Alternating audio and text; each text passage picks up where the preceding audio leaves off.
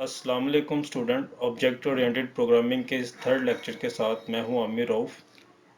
जैसा कि previous lecture के अंदर हमने प्रोग्रामिंग की हिस्ट्री को डिटेल से स्टडी किया था, आज के इस लेक्चर के अंदर हम ऑब्जेक्ट ओरिएंटेड प्रोग्रामिंग को डिटेल से स्टडी करेंगे, इसका इंट्रोडक्शन करेंगे और साथ देखेंगे कि ऑब्जेक्ट ओरिएंटेड प्रोग्रामिंग के जो मेन 4 पिलर्स हैं, encapsulation, abstraction, inheritance and polymorphism, वो क्या होते हैं और क्या मेन कॉन्सेप्ट क्या है ऑब्जेक्ट ओरिएंटेड प्रोग्रामिंग का, हम क्लासेस को और ऑब्जेक्ट को इस क्लास के अंदर स्टडी करेंगे।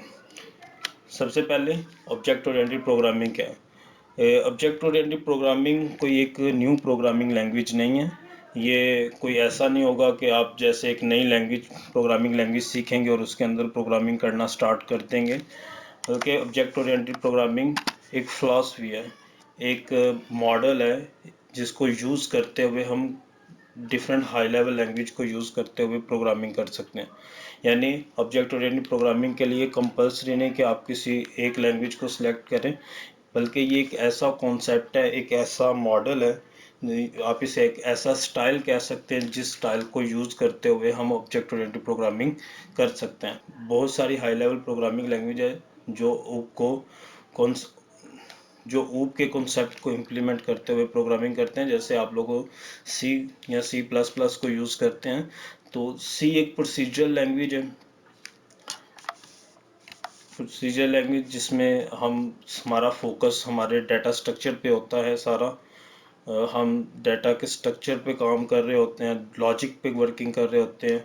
लेकिन ऑब्जेक्ट प्रोग्रामिंग एक ऐसी प्रोग्रामिंग टेक्निक है जिसमें हम डाटा के स्ट्रक्चर पे काम नहीं कर रहे होते, डाटा के लॉजिक पे नहीं काम कर रहे होते, बल्कि डाटा पे काम कर रहे होते हैं। हम फंक्शंस पे काम नहीं कर रहे होते, बल्कि ऑब्जेक्ट्स के ऊपर काम कर रहे होते हैं। तो ऑब्जेक्ट ओरिएंटेड प्रोग्रामिंग के अंदर हर चीज़ एक को हम ऑब्जेक्ट के ज़रिए रिप्रेजेंट करते हैं। ऑब्जेक्ट उस चीज़ को बोलते हैं जिसमें दो खासियत हो, एक उसकी कोई ना कोई स्टेट हो, एक उसका कोई ना कोई बिहेवियर हो, उसे हम ऑब्जेक्ट कहते हैं। हर रियल वर्ड की इम्प्लीमेंटेशन के लिए हम ऊप को यूज़ करते हैं अपने प्रोग्राम के अंदर। तो जो मेन 4 पिलर हैं हमारे पास ऑब्जेक्ट ओरिएंटेड प्रोग्रामिंग के, उनको हम स्टडी करेंगे इस लेक्चर के अंदर। तो अभी के लिए सिर्फ आपको इतना याद रखना है कि ऊप कोई एक नई प्रोग्रामिंग लैंग्वेज आप स्टडी नहीं कर रहे, बल्कि जो लैंग्वेज आपको हाई लेवल लैंग्वेज आती है, अगर वो लैंग्वेज आपके ऊप के कॉन्सेप्ट, ऊप के इस मॉडल को सपोर्ट करती है, तो हम उसके अंदर भी ऑब्जेक्ट ओरिएंटेड प्रोग्रामिंग कर सकते हैं। ऊप कॉन्सेप्ट्स को यूज़ करते हुए जब हम प्रोग्रामिंग करते हैं तो हमारा फोकस डाटा स्ट्रक्चर की डाटा टाइप पे नहीं होता, हमारा फोकस होता है कि उस डाटा स्ट्रक्चर के ऊपर कौन कौन से ऑपरेशन परफॉर्म होने हैं। तो ऑब्जेक्ट तब बनता है जब हम अपने डाटा और उसके ऊपर होने वाले ऑपरेशंस को अगर कंबाइन कर दें, तो उसको हम ऑब्जेक्ट बोलते हैं। जिस भी चीज़ को हमने अपने प्रोग्राम के अंदर शामिल करना है, हम एज ए ऑब्जेक्ट शामिल करेंगे। हम डिफ़ाइन करेंगे कि उसमें डाटा कौन सा है और उस डाटा के ऑपरेशन कौन कौन से परफॉर्म होने हैं, और ना सिर्फ ऑपरेशन बल्कि उसके ऊपर कौन कौन से उन ऑब्जेक्ट का आपस में रिलेशन क्या है, इसको हम ऑब्जेक्ट ओरिएंटेड प्रोग्रामिंग कहते हैं। फॉर एग्जांपल, एक ऑब्जेक्ट जो सा वो दूसरे ऑब्जेक्ट की कैरेक्टरिस्टिक्स को इनहेरिट कर सकता है। अब दो तरह की हमारे पास ऑब्जेक्ट ओरिएंटेड प्रोग्रामिंग लैंग्वेजेस होती हैं, एक pure object oriented programming language और दूसरी हमारे पास hybrid object oriented programming language.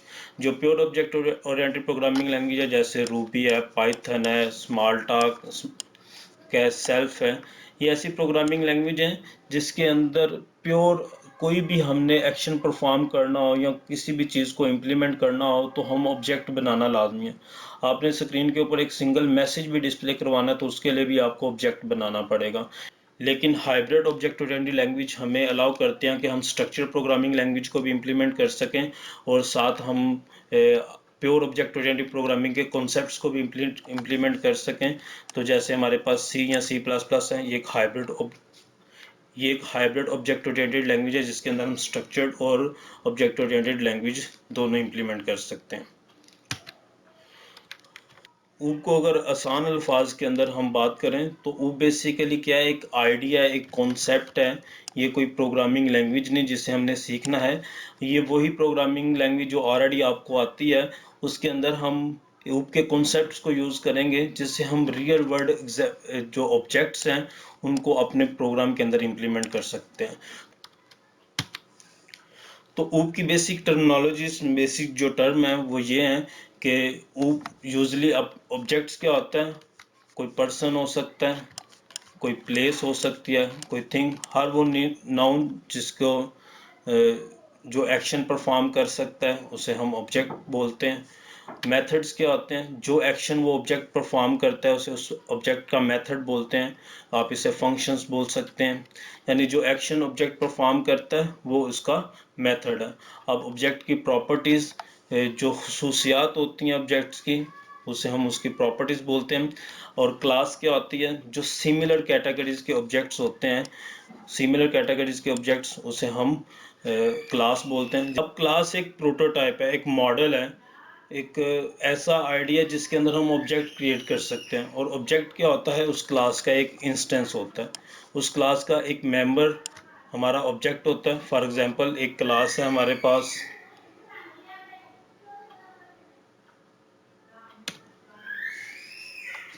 Classes and object. Class खुद एक मॉडल है, एक प्रोटोटाइप है, जिसको यूज़ करते हुए हम ऑब्जेक्ट क्रिएट कर सकते हैं। और हर क्लास का एक मेंबर जो है वो उस क्लास का ऑब्जेक्ट होगा। जैसे अगर हमारे पास स्टूडेंट क्लास है, स्टूडेंट क्लास के अंदर हमारे पास डिफरेंट नंबर ऑफ स्टूडेंट्स होंगे, तो हर स्टूडेंट उस क्लास का एक ऑब्जेक्ट है। फॉर एग्जांपल जैसे जावा प्रोग्रामिंग के अंदर हमारे पास क्लासेस होती हैं, उन क्लासेस से हम ऑब्जेक्ट्स को क्रिएट करते हैं। तो हर क्लास का एक कंस्ट्रक्टर होता है। अब ये कंस्ट्रक्टर को यूज़ करते हुए हम ऑब्जेक्ट्स को क्रिएट करते हैं। अगर मैं इसको सिंप्लीफाई करूं तो हर क्लास है खुद एक मॉडल है, एक ब्लूप्रिंट है जिससे हम ऑब्जेक्ट्स को क्रिएट कर सकते हैं। कंस्ट्रक्टर एक ऐसा हमारे पास फंक्शन होगा जिसको यूज़ करते हुए हम ऑब्जेक्ट्स क्रिएट कर सकते हैं। तो क्लास के अंदर बेसिकली तीन चीज़ें होती हैं हमारे पास। क्लास के अंदर क्लास का नाम होता है, उसकी प्रॉपर्टीज़ होती हैं और उसके मेथड्स होते हैं।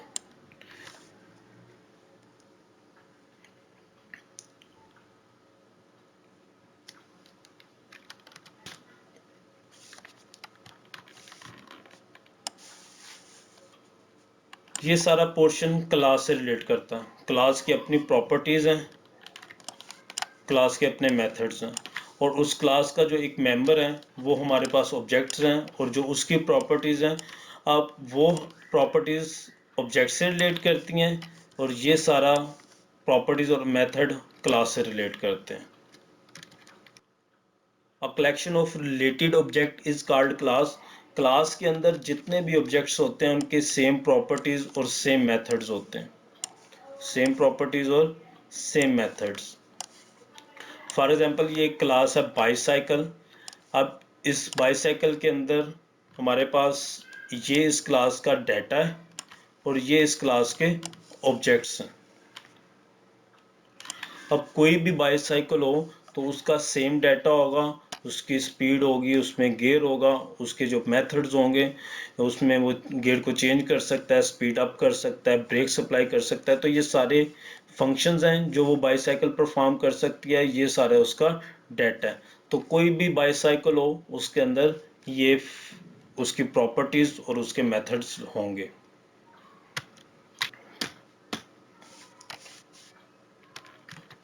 फॉर एग्जांपल हमारे पास अकाउंट क्लास है, अकाउंट क्लास के ये सारा उसके प्रॉपर्टीज़ हैं। इसके अलावा एक और क्लास है हमारे पास डिपॉजिट अकाउंट, उसमें कुछ फीचर्स, कुछ प्रॉपर्टीज़ हमारे पास अकाउंट क्लास की सेम है और कुछ उसके अपनी प्रॉपर्टीज़ हैं। इसी तरह करंट क्लास है, हमारे करंट अकाउंट है, वो भी एक क्लास है जिसकी कुछ प्रॉपर्टीज़ अकाउंट क्लास की हैं और कुछ उसके अपने प्रॉपर्टीज़ हैं। Almost everything in the world can be represent an object. हमारे इस कायनात में हर चीज़ एक ऑब्जेक्ट है, हर चीज़ की कोई ना कोई स्टेट है, कोई ना कोई बिहेवियर है, इसको हम ऑब्जेक्ट के ज़रिए रिप्रेजेंट कर सकते हैं। An object is instance of class. हमारी क्लास का जो एक मेंबर होता है वो हमारा ऑब्जेक्ट है। जैसे कुछ एग्जांपल देखें ऑब्जेक्ट की, तो Informally, an object represent an entity, either a physical, a conceptual or software. अब ऑब्जेक्ट कोई कॉन्सेप्ट भी हो सकता है, कोई फिजिकल एंटिटी हो सकती है, कोई सॉफ्टवेयर भी हमारा ऑब्जेक्ट हो सकता है। जैसे ये ट्रक है, ट्रक भी एक ऑब्जेक्ट है। कॉन्सेप्ट कोई फार्मूला, कोई केमिकल रिएक्शन, कोई केमिकल रिएक्शन हमारा कोई आइडिया, कोई कंसेप्ट, कोई केमिकल रिएक्शन, वो भी हमारा ऑब्जेक्ट हो सकता है। कोई लिंक लिस्ट, कोई सॉफ्टवेयर डाटा स्ट्रक्चर, वो भी हमारा ऑब्जेक्ट हो सकता है। तो इसकी फॉर्मल डेफिनेशन करें तो ऑब्जेक्ट एक ऐसी चीज़ है जिसकी अपनी कोई स्टेट है, यानी इनकैप्सुलेट उसके अंदर, उसने अपने अंदर कोई उसकी अपनी कोई प्रॉपर्टी है, उसका कोई मेथड है, और साथ वो इस काबिल है कि वो दूसरे ऑब्जेक्ट के साथ कम्युनिकेशन कर सके थ्रू मैसेज पासिंग।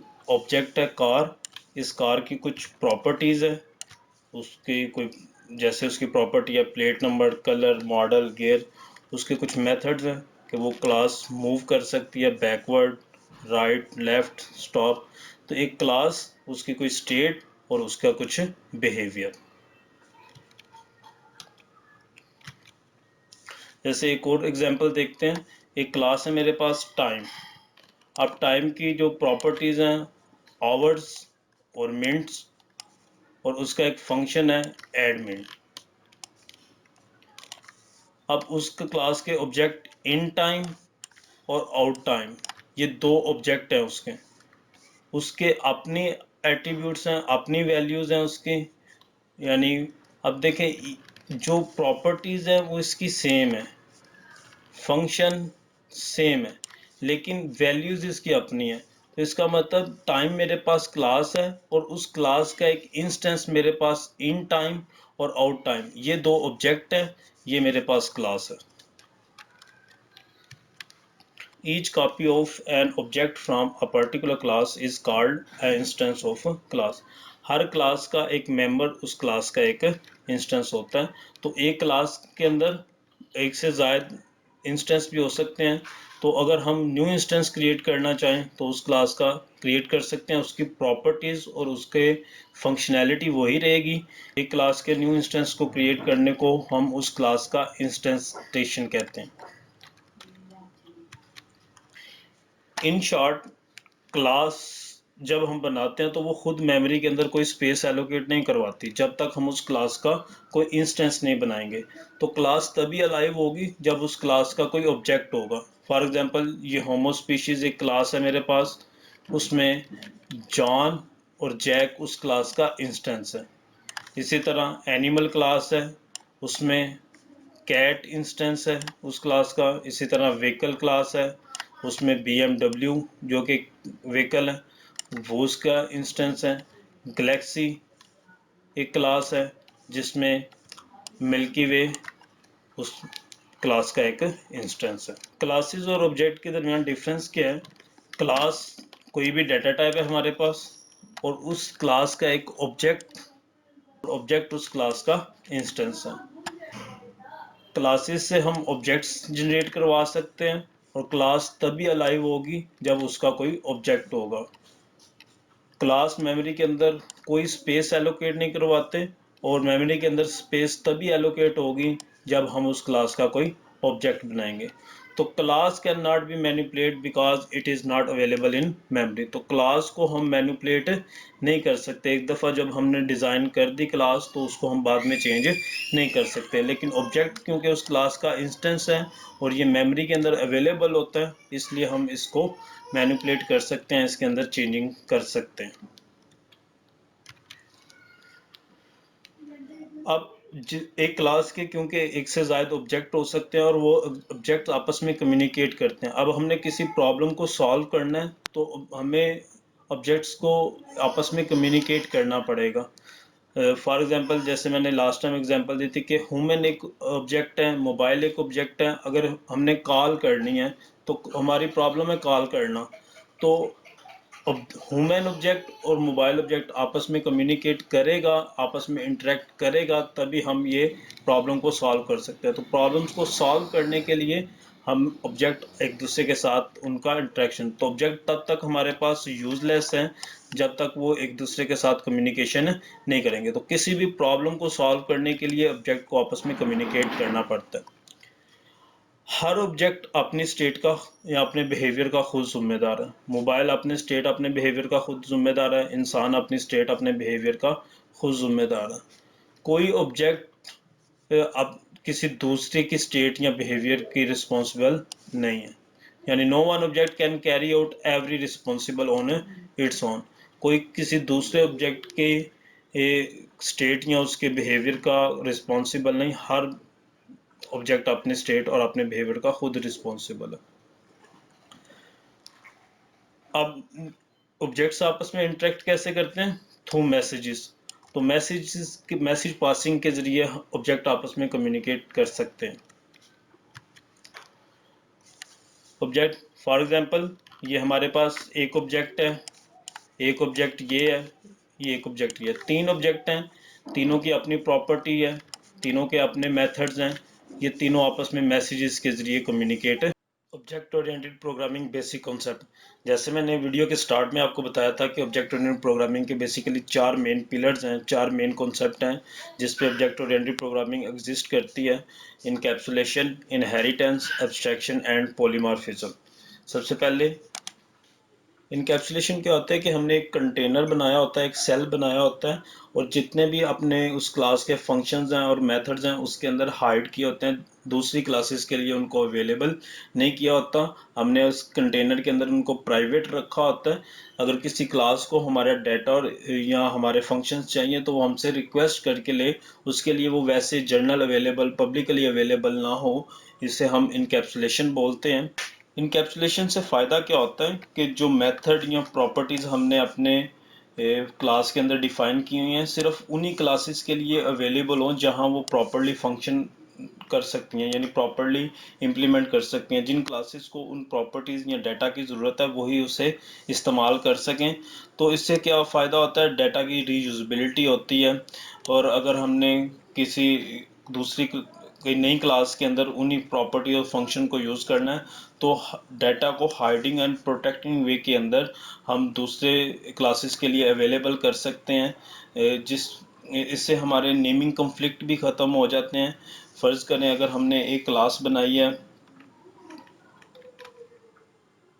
फ़र्ज़ करें ये एक क्लास है, इसके अंदर तीन वेरिएबल हैं, ए, बी और सी।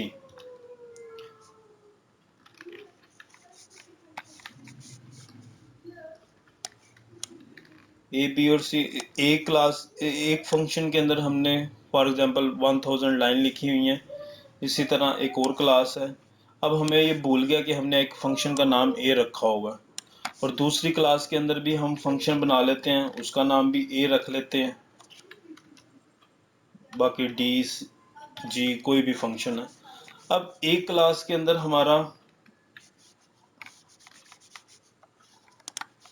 एक क्लास के अंदर भी हमारा फंक्शन ए है और दूसरी क्लास के अंदर भी फंक्शन ए है। तो यहाँ नेमिंग कन्फ्लिक्ट आ जाएगा कि जो फंक्शन हमने क्लास बी के अंदर क्रिएट किया हुआ है वो फंक्शन तो क्लास ए के अंदर भी मौजूद है। तो अगर हम इस क्लास को इनकैप्सुलेट करके रखेंगे, हाइड करके रखेंगे, दूसरी क्लासेस के लिए वो अवेलेबल नहीं होगा, तो इससे हमारे ये नेमिंग कन्फ्लिक्ट भी ख़त्म हो जाएगा कि कौन सी क्लास कौन से जो फंक्शंस के नेम ऑलरेडी यूज़ कर चुकी है। तो हम प्रोटेक्टिंग वे के अंदर अपनी दूसरी क्लासेस के साथ कोलैबोरेशन कर सकते हैं यूजिंग इनकैप्सुलेशन।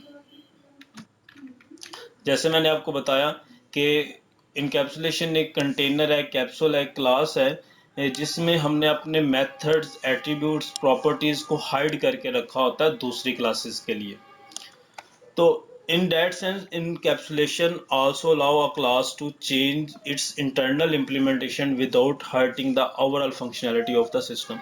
इससे क्या होता है कि कोई क्लास अपनी लोकल फंक्शनैलिटी को चेंज करना चाहती है तो वो पूरे सिस्टम को अफेक्ट नहीं करता, पूरे हमारे प्रोग्राम को अफेक्ट नहीं करता। तो वो इंडिपेंडेंटली अपने पर्टिकुलर फंक्शन या अपने डाटा को चेंज कर सकता है without hurting overall functionality of the system.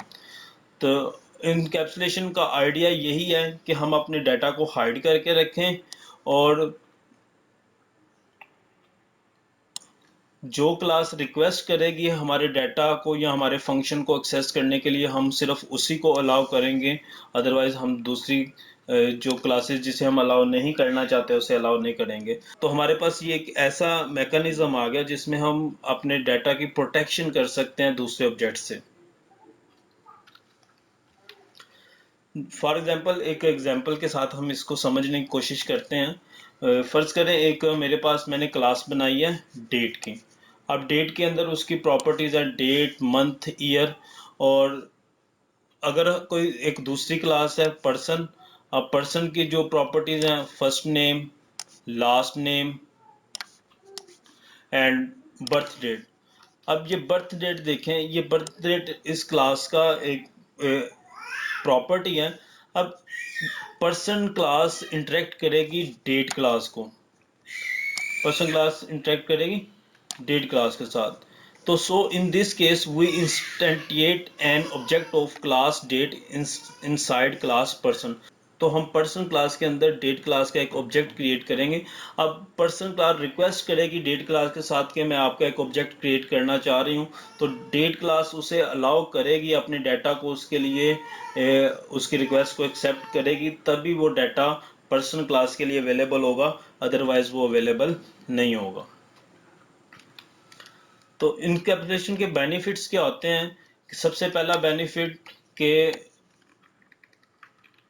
ये इंश्योर करता है कि जो स्ट्रक्चरल चेंज है, जो भी क्लास के अंदर चेंज आएगा, वो हमारे ओवरऑल सिस्टम को हर्ट नहीं कर रहा, बल्कि सिर्फ वो लोकली चेंज है। तो changing class internally does not affect any code outside the class. तो लोकली चेंज है, क्लास के बाहर किसी किस्म की कोई हर्टिंग या किसी किस्म का कोई अफेक्ट ये इनकैप्सुलेशन की वजह से नहीं आएगा। इसी तरह मेथड्स के अंदर अगर हम इम्प्लीमेंटेशन करना चाहें तो वो क्लाइंट्स के मेथड के साथ किसी किस्म का कोई इफेक्ट नहीं आएगा उसके साथ। तो encapsulation allow adding more logic, encapsulation allow adding some logic when accessing client data. तो इनकैप्सुलेशन हमें अलाउ करती है तभी हम अपनी क्लाइंट क्लास की फंक्शनैलिटी के अंदर अपनी फंक्शनैलिटी ऐड कर सकेंगे जब हम उसे अलाउ करेंगे। तो hiding implementation detail reduce complexity and easy. तो हाइड करने से क्या होता है कि हमारा जो कम्प्लेक्स लॉजिक होता है, जो कम्प्लेक्स कोडिंग हमने की होती है,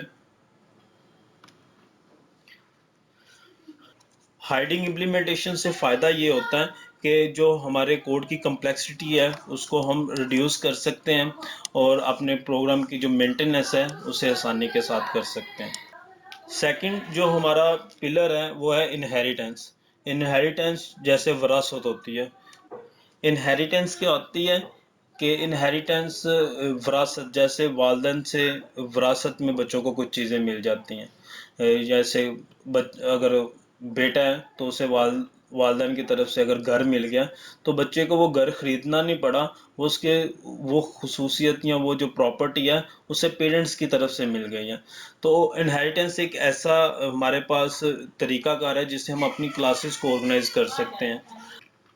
तो जिन क्लासेस की कॉमन प्रॉपर्टीज़ होती हैं उन्हें हम ग्रुप्ड कर देते हैं ताकि वो प्रॉपर्टीज़ हमें एक दफ़ा ही डिफ़ाइन करनी पड़े, बार बार अपने प्रोग्राम के अंदर डिफ़ाइन है। अगर हम एक ह्यूमन क्लास बना रहे हैं, अब ह्यूमन क्लास के अंदर उसके फंक्शन सेम ही रहने हैं, यानी ह्यूमन की फंक्शनैलिटी क्या है कि वो खाता है, वो सोता है, वो भागता है। और वही अगर हम टीचर क्लास के अंदर या स्टूडेंट क्लास के अंदर भी वही खसूसियात ट्रांसफ़र कर दें तो स्टूडेंट की भी वही खासियत है कि वो भी खाता है, पीता है, दौड़ता है, टीचर भी खाता है, पीता है, दौड़ता है।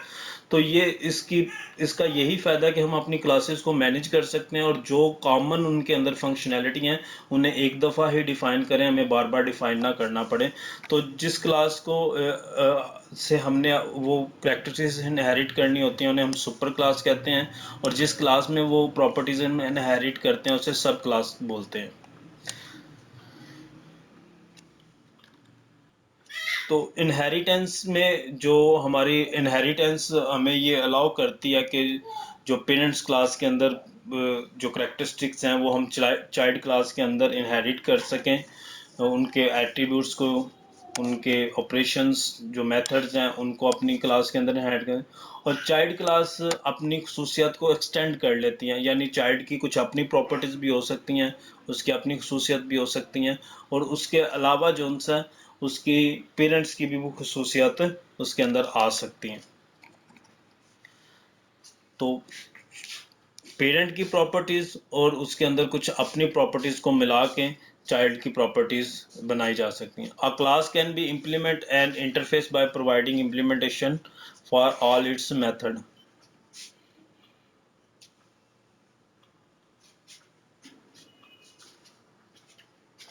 तो क्लास हमारे पास यहाँ इंटरफेस का काम करेगी, जिसमें हम तमाम मेथड्स को इम्प्लीमेंट कर सकते हैं।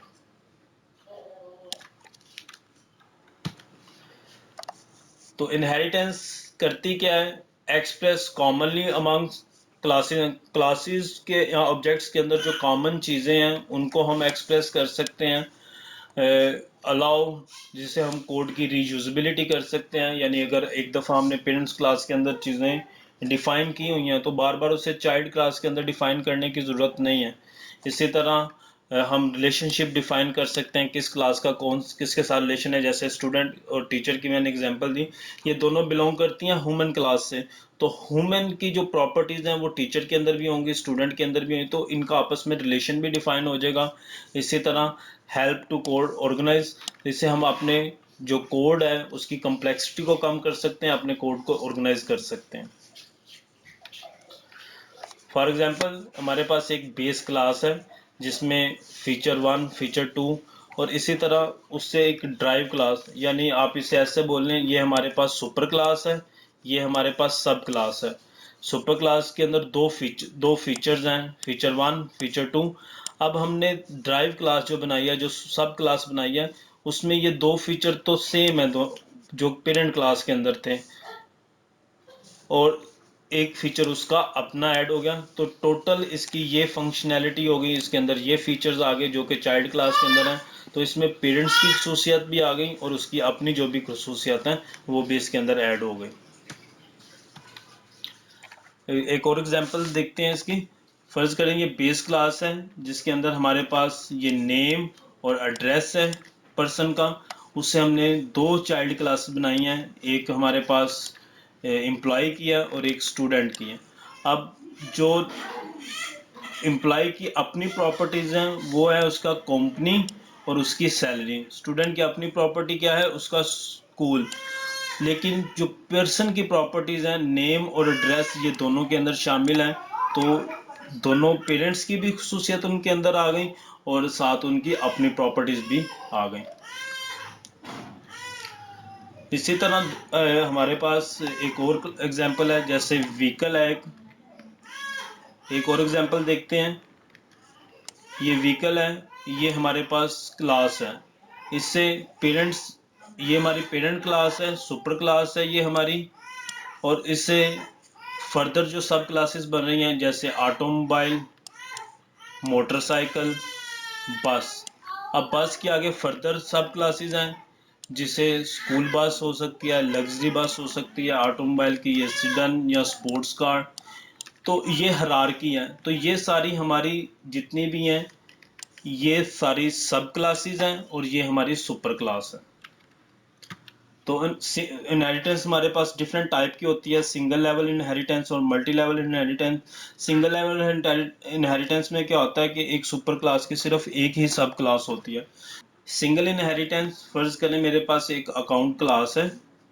अब अकाउंट क्लास के अपने ये स्टेट्स हैं, उसकी अपनी प्रॉपर्टीज़ हैं और फंक्शंस हैं। इसमें हमारे पास सेविंग और चेकिंग, ये दो क्लासेस हैं जो कि हमारी अकाउंट क्लास से इनहेरिट है।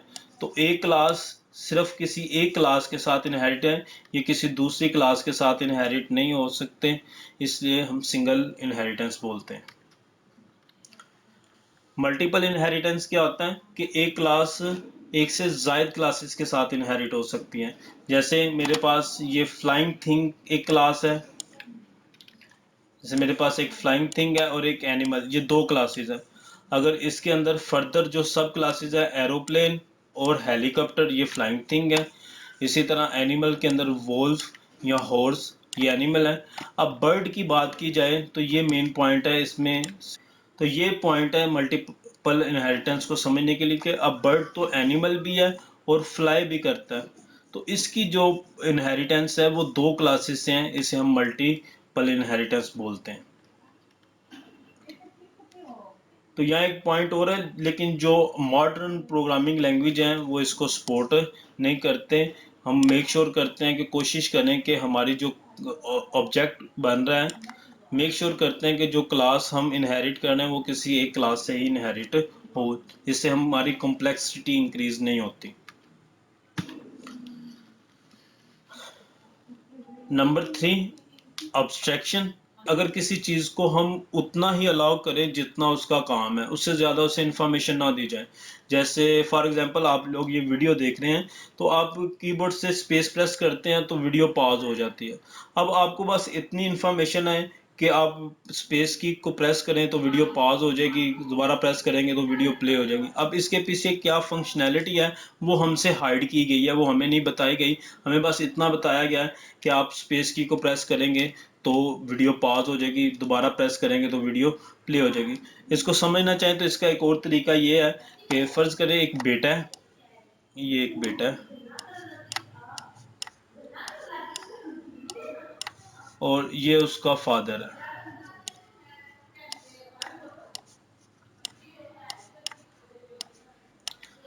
अब बेटा बाप से पैसे मांगता है।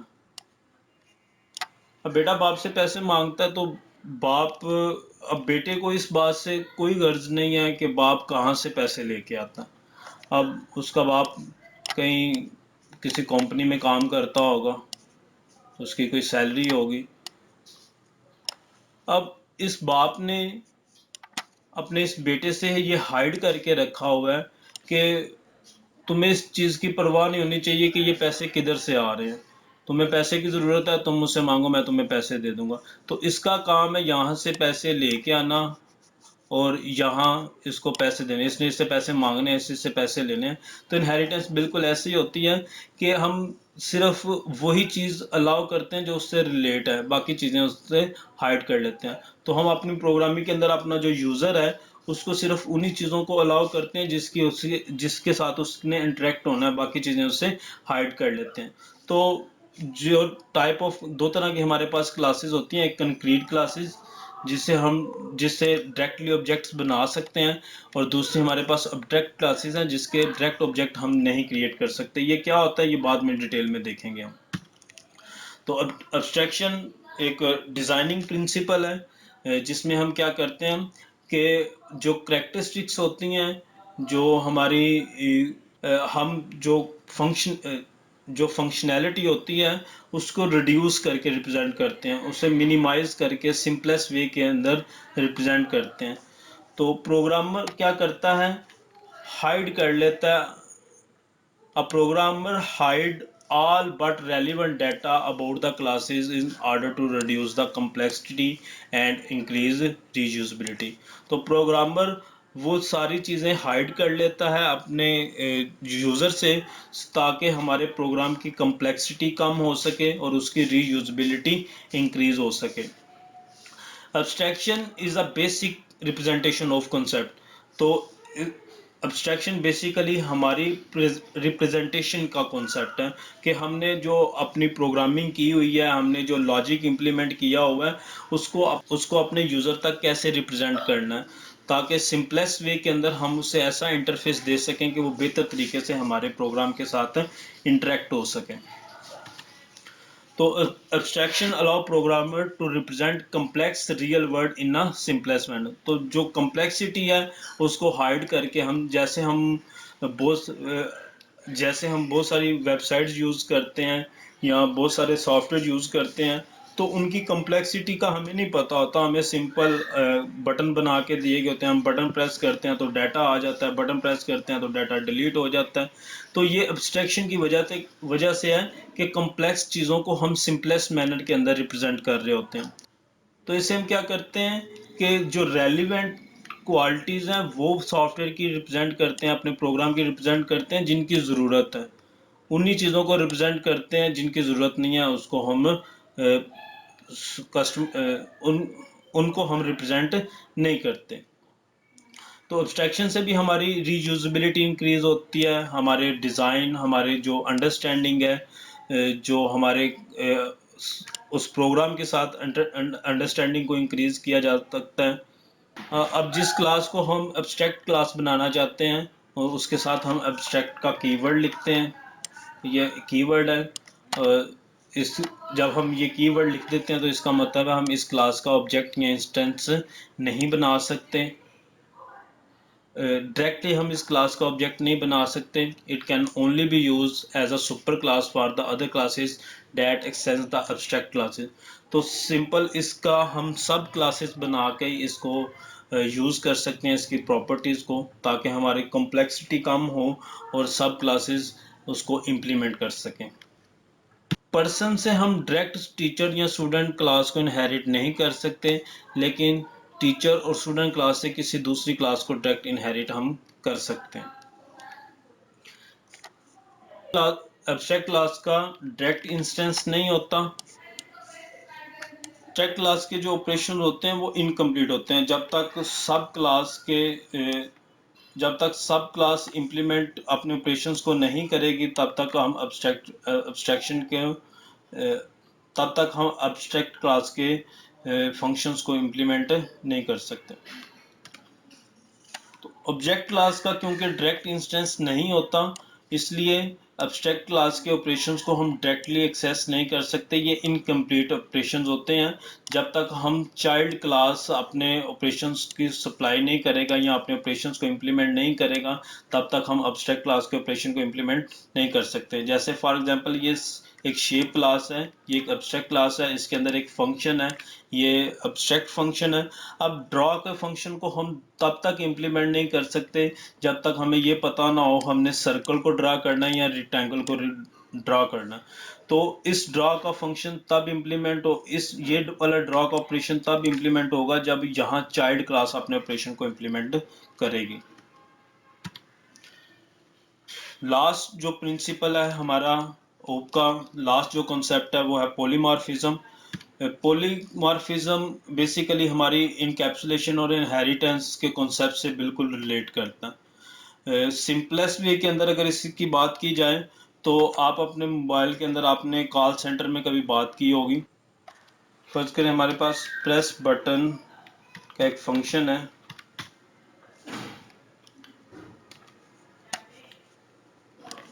जब हम केयर सेंटर पे बात करते हैं तो आपको कहते हैं 1 प्रेस करें तो आपको बैलेंस चेक कर सकते हैं, 2 प्रेस करें तो आप अपनी वैलिडिटी चेक कर सकते हैं, 3 प्रेस करें तो आप अपना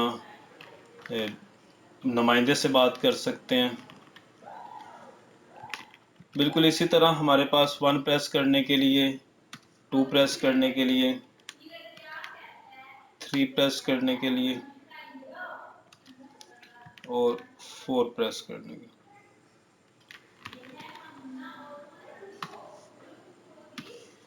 1 प्रेस करेंगे तो आप अपना बैलेंस चेक कर सकते हैं, बैलेंस चेक कर सकते हैं।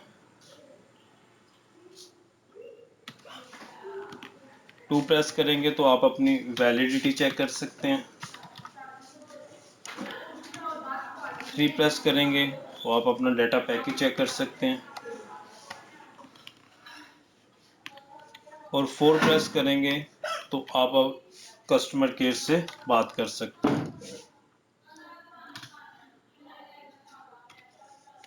अब होगा क्या कि पॉलीमॉर्फिज्म बिल्कुल ऐसे ही काम करते हैं। यहाँ पॉलीमॉर्फिज्म काम कर रही होती है कि बटन आपने एक प्रेस करना है, उसके लिए हमारे पास डिफरेंट शेप्स हैं। अगर आप उसी फंक्शन में 1 प्रेस करेंगे तो आपको वो बैलेंस चेक करवा देगा। अगर 2 प्रेस करेंगे तो आपको वैलिडिटी दिखा दी जाएगी। अगर आप 3 प्रेस करेंगे तो आपका डाटा पैकेज आपको बता दिया जाएगा। 4 प्रेस करेंगे तो आपको के नुमाइंदे से बात करवा दी जाएगी। तो यहाँ हमारी पॉलीमॉर्फिज्म होती है कि हमारे एक एक्शन को कंप्लीट करने के लिए हमारे पास डिफरेंट ऑप्शंस मौजूद हैं। यानी पॉलीमॉर्फिज्म खुद एक जेनेरिक टर्म है जो इस्तेमाल की जाती है मैनी शेप, यानी मैनी शेप से मुराद कि हमारे पास एक चीज़ से इंटरेक्ट होने के लिए डिफरेंट शेप्स अवेलेबल हैं, डिफरेंट मेथड्स परफॉर्म किए जा सकते हैं उस रिक्वेस्ट के मुताबिक। यानी फ़र्ज़ करें हमने एक एडिशन का फंक्शन बनाया हुआ है, अगर हम यूज़र जो उनसे वो 2 नंबर को जमा करना चाहता है तो उसके लिए भी हमारे पास फंक्शन मौजूद होना चाहिए। अगर यूज़र 3 नंबर को जमा करना चाहता है तो उसके लिए भी हमारे पास फंक्शन मौजूद होना चाहिए। तो ये सारा काम हम फंक्शंस या ऑपरेटर्स ओवरलोडिंग और ओवरराइडिंग की मदद से करते हैं। इनको इंशाल्लाह जब हम डिटेल से पढ़ेंगे तो देखेंगे ये कैसे काम करता है। अभी फ़िल वक़्त के लिए आपको इतना याद रखना है कि पॉलीमॉर्फिज्म मीन्स मैनी शेप्स। एक चीज़ से इंटरेक्ट होने के लिए हमारे पास different number of functions available होते हैं, different numbers of method available होते हैं, जिसको यूज़ करते हुए हम अपने प्रोग्राम के लिए अवेलेबिलिटी रखते हैं कि हर किस्म की सिचुएशन के लिए हमारा प्रोग्राम क्रैश ना कर जाए, हर सिस्टम की सिचुएशन को हैंडल करने के काबिल हो। तो हम सेम नेम के डिफरेंट फंक्शन बना सकते हैं जिससे यूज़र जिस तरह की उसकी रिक्वायरमेंट होगी या जिस तरह के वो पैरामीटर पास करेगा, बिल्कुल वैसा ही हमारा प्रोग्राम इस काबिल होगा कि उसके उस पैरामीटर के मुताबिक उसकी वर्किंग करके अपने रिजल्ट को रिटर्न कर सके। तो polymorphism multiple identities based on class inheritance tree, यानी जिस तरह की क्लास हमने इनहेरिट की होती है उस पर डिपेंड कर रहा होता है कि कितनी। तो हम अगर एक ही चीज़ को डिफरेंट वे के साथ यूज़ करना चाहते हैं तो हम पॉलीमॉर्फिज्म को यूज़ करते हैं। पॉलीमॉर्फिज्म जैसे एक कोडिंग एग्जांपल है, अगर हमने एक फंक्शन के अंदर आउटपुट का फंक्शन बनाया हुआ है जो कि नंबर्स को डिस्प्ले करवा रहा है, 1 2 3 4 आउटपुट नंबर डिस्प्ले करा। एक आउटपुट का फंक्शन बनाया हुआ है जो टेक्स्ट को डिस्प्ले करवाता है, अल्फ़ाबेट्स को। अब यूज़र पे डिपेंड करता है, अब हमें नहीं पता यूज़र नंबर को डिस्प्ले करवाना चाहता है या टेक्स्ट को डिस्प्ले करवाना चाहता है। अब दोनों फंक्शन आउटपुट के हैं, ये भी आउटपुट का फंक्शन है, ये भी आउटपुट का फंक्शन है, दोनों के नाम सेम है। तो पॉलीमॉर्फिज्म ही हमें अलाउ करता है कि हम सेम नेम के जोन से हैं वो डिफरेंट फंक्शन बना सकें। अब यूज़र अगर नंबर को प्रिंट करवाना चाहता है तब भी हमारा प्रोग्राम इस काबिल होना चाहिए कि वो नंबर को प्रिंट करवा दे। अगर वो टेक्स्ट को प्रिंट करवाना चाहता है तब भी हमारा प्रोग्राम इस काबिल होना चाहिए कि वो टेक्स्ट को प्रिंट करवा दे। तो polymorphism is the ability to look a class in its parent image. तो पॉलीमॉर्फिज्म बिल्कुल जैसे हमारी पेरेंट क्लास होती है बिल्कुल वैसे हमारी सब क्लास भी नज़र आनी चाहिए। Let's see the robot. तो पॉलीमॉर्फिज्म क्या है कि हमारी जो चाइल्ड क्लास हैं, सब क्लासेस हैं, वो बिल्कुल ऐसे नज़र आनी चाहिए जैसे पेरेंट क्लास है। यानी जो फंक्शनैलिटी जिस नेम के साथ हमारे पेरेंट्स क्लास के अंदर अवेलेबल हैं उसी नेम के साथ हमारी चाइल्ड क्लास के अंदर भी अवेलेबल होना चाहिए। जैसे ये एक एग्जांपल है, रोबोट एग्जांपल, बड़ी इंटरेस्टिंग एग्जांपल है, ज़रा इसे देखें। फर्ज करें कोड पे आपने परेशान नहीं होना कि ये कोड क्या लिखा हुआ है, ये जावा के अंदर लिखा हुआ है। आप बिल्कुल सी के अब इसके साथ मिलता जुलता ही सिंटैक्स है। हम जब सी के अंदर इसे देखेंगे तो आपको समझ आ जाएगा, उसमें परेशान नहीं होना। फर्ज करो एक रोबोट क्लास है, एक अब्स्ट्रैक्ट रोबोट क्लास है जिसके अंदर एक फंक्शन है मूव का। एक क्लास है जिसके अंदर फंक्शन है मूव का। अब दो हमने चाइल्ड क्लास बनाई है। एक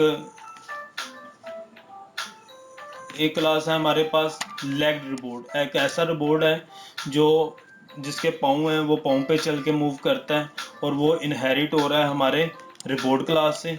इसी तरह एक दूसरा हमारे पास रोबोट है जो कि व्हील रोबोट है, यानी वो मूव करता है व्हील के ऊपर और वो भी हमारी रोबोट क्लास से इनहेरिट हुआ है, उसके अंदर भी मूव का फंक्शन है। तो एक क्लास रोबोट है और उससे हमने दो चाइल्ड क्लास बनाई हुई हैं, एक लेग्ड रिमोट एक लेग रोबोट है और एक व्हील रोबोट है। दोनों ही मूव करते हैं, दोनों के अंदर मूव का फंक्शन है। अब यूज़र पे डिपेंड करता है कि वो जो रोबोट बना रहा है या वो जो इंस्टेंस बना रहा है वो लेग पे मूव करेगा कि व्हील के ऊपर मूव करेगा, दोनों का नाम सेम है। तो यहाँ पॉलीमॉर्फिज्म काम आएगी कि जब हम उसका एक नया इंस्टेंस बनाएंगे, जैसे हमने ये एक इंस्टेंस बनाया है, जैसे हमने ये एक इंस्टेंस बनाया है LR, जो कि लेग रिबोर्ड का एक इंस्टेंस है। एक हमने VR बनाया है, यानी जो कि व्हील रिबोर्ड का एक इंस्टेंस है। अब मूव रिबोर्ड हमारे पास एक ये फंक्शन है, तो LR भी उसे कॉल करेगा, तो वो उसके लिए भी इम्प्लीमेंट अपना फंक्शन कर देगा। VR भी सेम फंक्शन के नाम से उसको कॉल करेगा, तो तब भी वो उसे इम्प्लीमेंट कर देगा। तो बेसिकली ये हमारी पॉलीमॉर्फिज्म होती है। एक और एग्जांपल देखते हैं पॉलीमॉर्फिज्म की। जैसे हमारे पास ये ड्रॉ का फंक्शन है। अब ड्रॉ हम क्या कर सकते हैं, हम एक सर्कल भी ड्रॉ कर सकते हैं, हम ट्राइंगल भी ड्रॉ कर सकते हैं, हम स्क्वायर भी ड्रॉ कर सकते हैं। अब ये यूज़र पे डिपेंड करता है कि वो क्या ड्रॉ करना चाह रहा। तो हमने ड्रॉ का अगर फंक्शन बना लिया, तो हमारा सॉफ्टवेयर, हमारा प्रोग्राम इस काबिल होना चाहिए कि वो इन तमाम सिचुएशन के मुताबिक, इन तमाम वे पे एप्लीकेबल हो, वो सब के लिए अवेलेबल फंक्शन रखता हो। तो एट द एंड अपने इस लेक्चर की कंक्लूजन करते हैं कि आज हमने क्या सीखा। At the at the end हम कंक्लूड करते हैं अपने इस लेक्चर को कि ऊप के एडवांटेजेस क्या हैं। ऊप का सबसे बड़ा एडवांटेज जो है रीयूजबिलिटी एंड रिसाइकलिंग। हम अपने प्रोग्राम को रीयूज कर सकते हैं, एक दफ़ा कोड लिखे को हम बार बार इम्प्लीमेंट कर सकते हैं डिफरेंट क्लासेस के अंदर। इम्प्रूव सॉफ्टवेयर डेवलपमेंट प्रोडक्टिविटी, हम अपने बेहतर तरीके से अपने ऊप कॉन्सेप्ट्स को यूज़ करते हुए अपने सॉफ्टवेयर को बेहतर बना सकते हैं। सॉफ्टवेयर की मेंटेनेंस को अच्छे से हम कर सकते हैं। फास्टर डेवलपमेंट, हम अजाइल प्रोग्रामिंग को इम्प्लीमेंट कर सकते हैं। अजाइल प्रोग्रामिंग मींस हम अपने प्रोग्राम को पार्ट्स के अंदर डिवाइड कर सकते हैं, और वो different part independently different team member उसे उसे जो उनसे डेवलप कर सकते हैं। बाद में हम उसको मर्ज कर सकते हैं, तो जिससे हमारी डेवलपमेंट फास्टर हो जाती है। कम वक्त के अंदर, कम पैसों के अंदर हम डेवलपमेंट कर सकते हैं। सॉफ्टवेयर की क्वालिटी से अच्छी होती है। इनकैप्सुलेशन, यानी हमारे पास अपने डाटा को हाइड करके रख सकते हैं हम आउटर वर्ल्ड से, और लोकली अगर हम किसी किस्म की कोई मेंटेनेंस करते हैं जिससे हमारा ओवरऑल सिस्टम हर्ट नहीं होता। ये इसके एडवांटेजेस हैं। जिस चीज़ के फ़ायदे होते हैं उसके कुछ नुकसान भी होते हैं। तो जिस चीज़ के फ़ायदे होते हैं उस चीज़ के कुछ नुकसान भी होते हैं। तो सी का जो एक ऊप का जो एक नुकसान है, इसे सीखना इतना आसान नहीं, यानी ये कोई सीधा रोड नहीं है, कोई पका हुआ हलवा नहीं है जिसे हम खा लेंगे आसानी के साथ। इसके लिए एफर्ट की ज़रूरत है। जितना आप एफर्ट करेंगे, जितना आप इसे वक्त देंगे, तभी आप इसे सीख पाएंगे। अदरवाइज़ इसे सीखना थोड़ा टफ है।